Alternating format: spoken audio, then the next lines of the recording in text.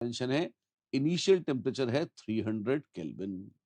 If the work done during the process is 3 kilojoules, work done expansion है तो work done will be, it will be done by the system, will be minus 3 kilojoules. ये minus मत भूल जाना. Then final temperature of gas is CV दे रखा है 20 joules per Kelvin. ठीक है, कैसे सॉल्व करेंगे इससे? एडियाबेटिक रिवर्सिबल एक्सपेंशन के लिए PV raised to gamma is constant और TV raised to gamma minus 1 is constant.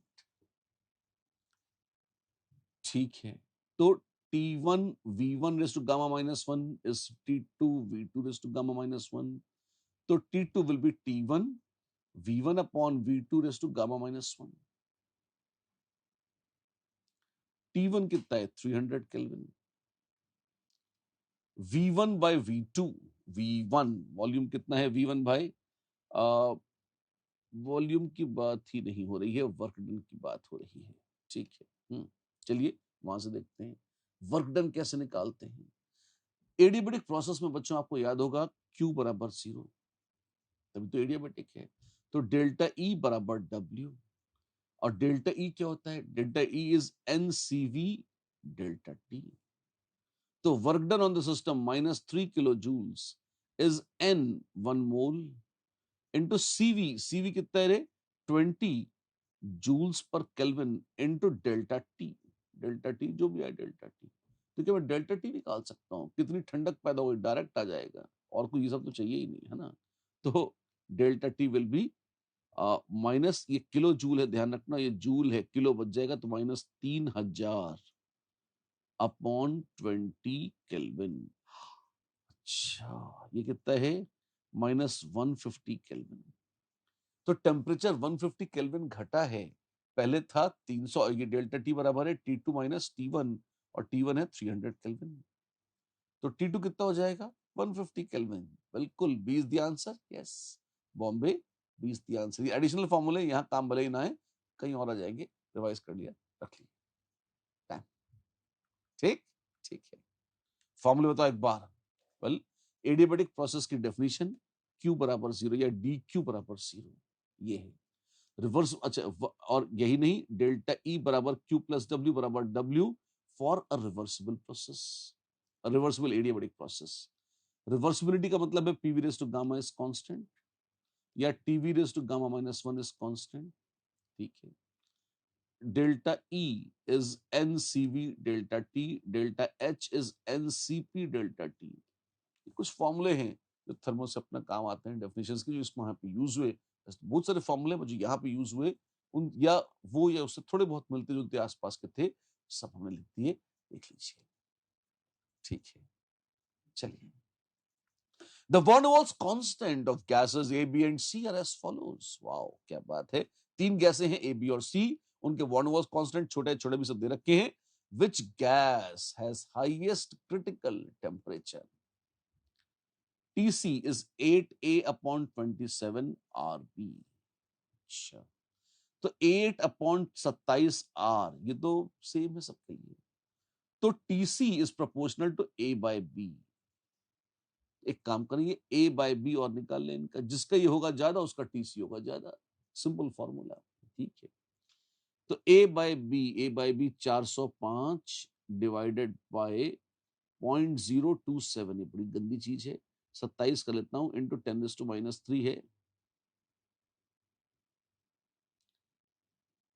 ठीक है, और ये है 1215.9 अपॉन 30, और ये है 607.95 upon 32.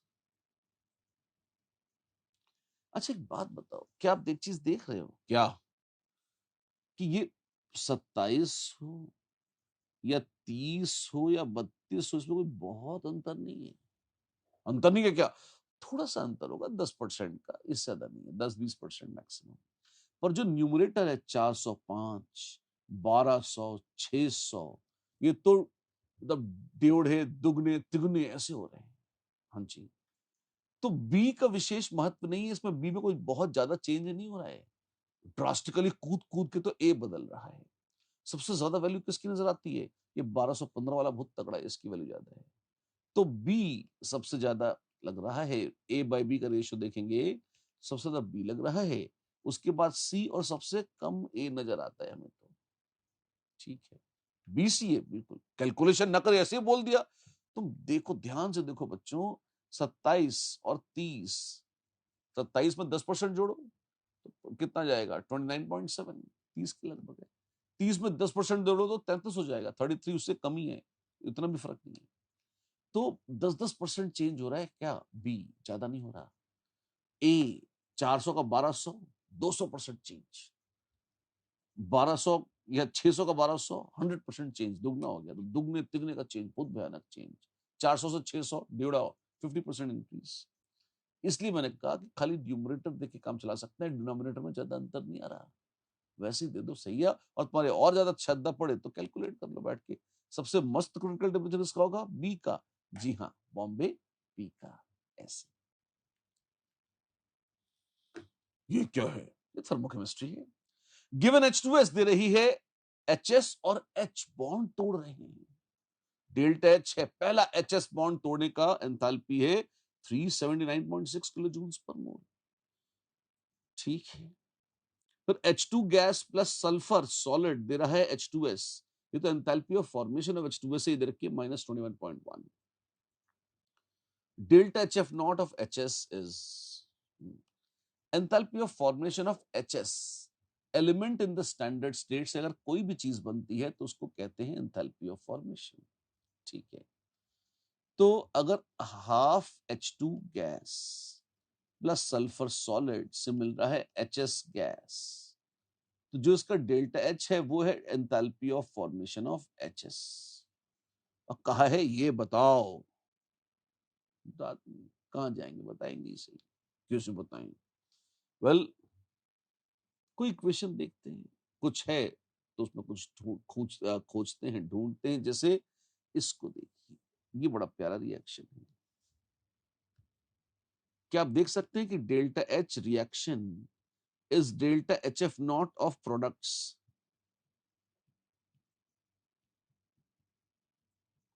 Minus delta HF not of reactants, minus delta HF not of reactants, है ना।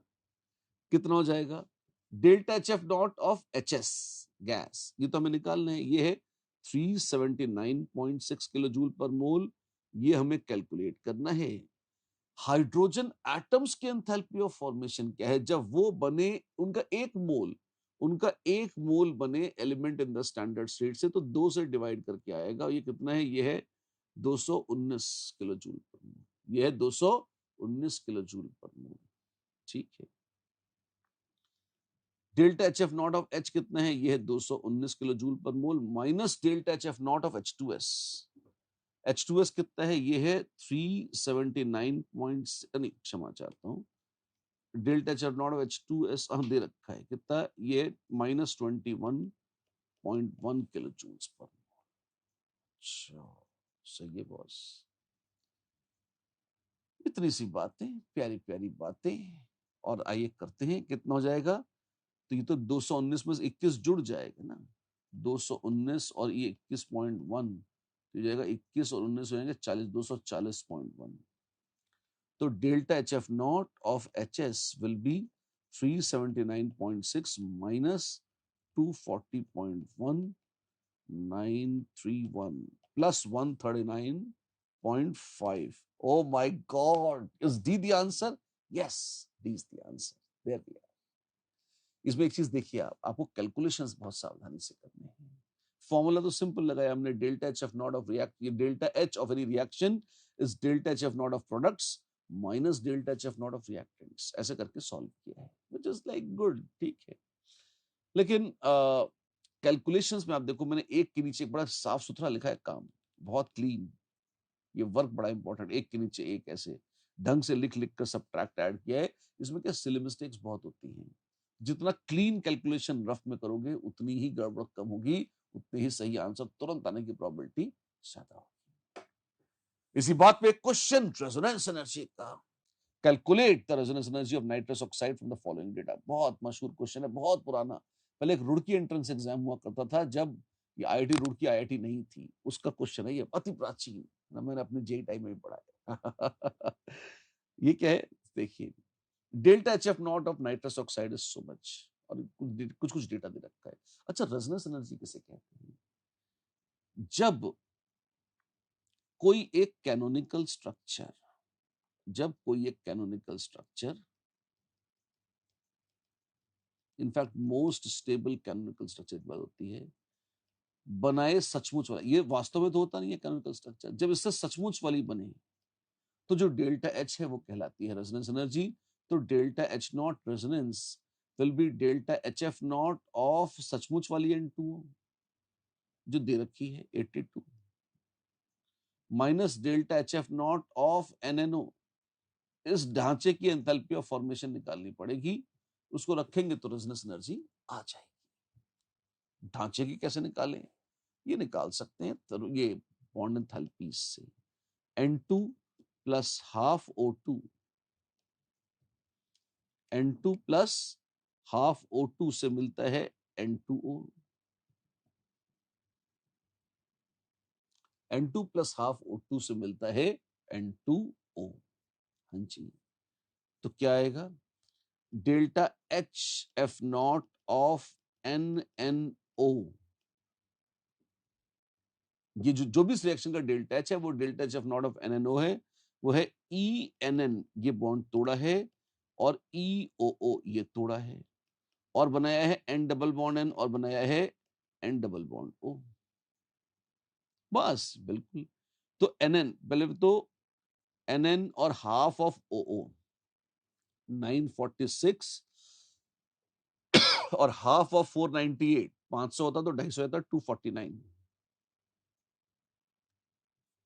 ठीक, इसको हाफ कर दिया, 9 6 15 9 और 11 दी हो गया 1195, और N डबल बॉन्ड N और N डबल बॉन्ड उधर जोड़ो 8 7 15, और ये 2 1025 माइनस 1025। गंदगी का सफर है ये, कैसा सफर? 5 में 5 गए 0, 9 में 2 गए 7, 1 में 0 गया 1, बस 170 किलो जूल्स। बस जी हाँ, 82 माइनस 170 कितना है ये? 12 निकाल दो तो 100, और 12 88, गाड़ी का नंबर 88, बिल्कुल माइनस 88। वाओ, रेजोनेंस एनर्जी कितनी आ रही है? माइनस 88 किलो जूल्स पर मोल। क्या शानदार है! अरे ये मजे से भी मजेदार है, भव्य है, अति भव्य है, शानदार है रेजोनेंस एनर्जी। तो आइए इसी बात पर देखते हैं आज का final question, and this comes from ionic. Wow, consider a solution of sparingly soluble salt AB with a concentration C1 and highly soluble salt AX with a concentration C2. Then, which of the following relation holds true? If S is the solubility of AB in presence of AX, then चलिए, तो आप ये देखें कि मेरे पास एक salt AB है, sparingly soluble है, जिसमें घोलता हूं तो बनाएगा A प्लस, नॉट AG, इतना चढ़ा हुआ है सिल्वर दिमाग में, A plus plus B minus, और जो AX है वो दे देगा A प्लस और X माइनस, और ये हाईली सॉल्युबल है तो A प्लस का भी कॉन्सेंट्रेशन C2 है और X माइनस का भी C2 है। ठीक है, तो A प्लस का जब AB नहीं भी घुला है इनिशियली, तो A प्लस का कॉन्सेंट्रेशन कितना है? A प्लस तो है C2, ये नहीं, क्यों? ये आ गया है किससे? AX से। फिर कुछ AB, नाउ AB डिसॉल्व्स, तो कितना हो जाएगा? और मान लो AB की सॉल्युबिलिटी है S, तो कितना घुल कर जाएगा? वो यहां जाएगा S, और ये हो जाएगा S, और ये लगभग लगभग C2 है। क्यों हम मान लेंगे? C2 is much much more than S, sparingly soluble salt है, तो कॉमन आयन इफेक्ट के चलते नेग्लिजिबल कॉन्सेंट्रेशन आएगा किसका? A प्लस का। किससे? स्पेरिंगली सॉल्युबल सॉल्ट से। लगभग सारा ही ले लेंगे किससे? हाईली सॉल्युबल सॉल्ट से। ऐसा आ जाए तो KSP कितना है? A plus into B minus, just C2 into S, therefore S is how much? KSP upon C2। ऐसा, जी हाँ, ओ माय गॉड, क्या है? D is correct, yes indeed, D is correct. There we are.